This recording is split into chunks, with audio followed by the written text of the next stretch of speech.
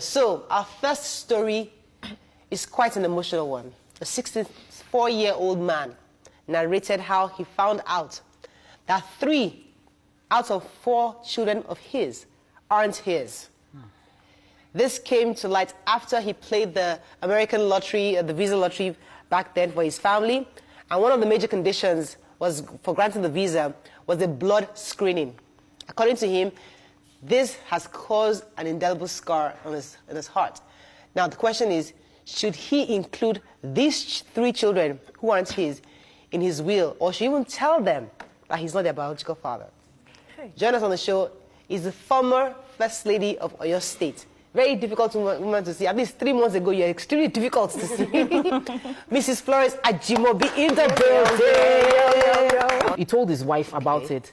His wife was denied, but when he brought out the documentation, the wife had to confess, and that led to heart complications that cost her her life. Hey. Now, the man, right? Yes, the wife died. Now, the man is old and is writing his... 3 of the children, 1 is for his best friend, a friend that's like a brother. Yeah. Then the other 2 are for the house help. Yeah. Yes. So, that's for sure. So now he wants to write the will.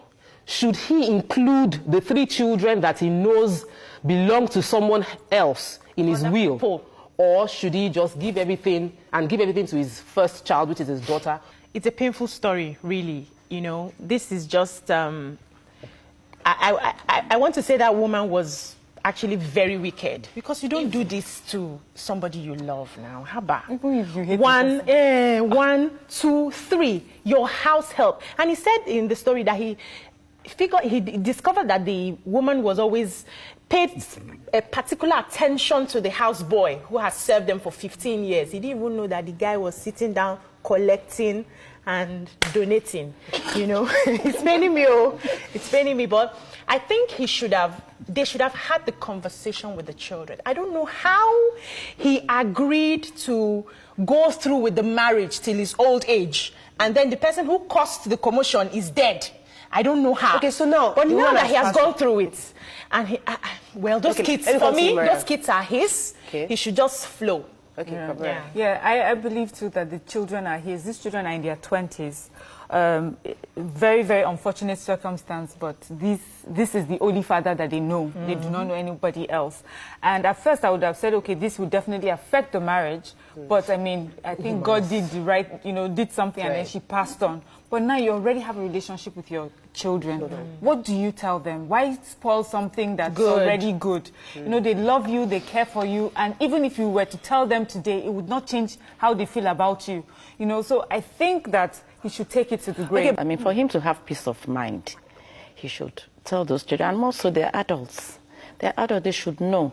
And the good thing is the woman is dead. The wages of sin is death. And God has, you know, given her judgment. So, and if the man doesn't tell the children, he will forever, you know, hurt. So, but once you let out your hurt, I think you have a kind of peace of mind.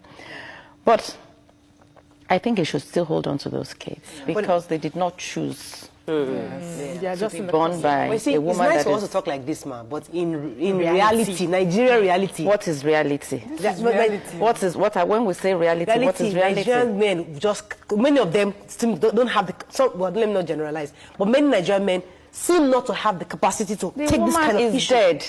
So, okay, what if she wasn't dead? What if she was alive? Even if she wasn't dead, don't we mother adopted children? Don't we take children up and bring them up? Exactly. So when we look at it in the Bible, you know, putting the Bible into this circumstance, God says when you, in John 1 John 1:9, if you confess your sins, whether she confessed under duress or she confessed willingly, you should let go.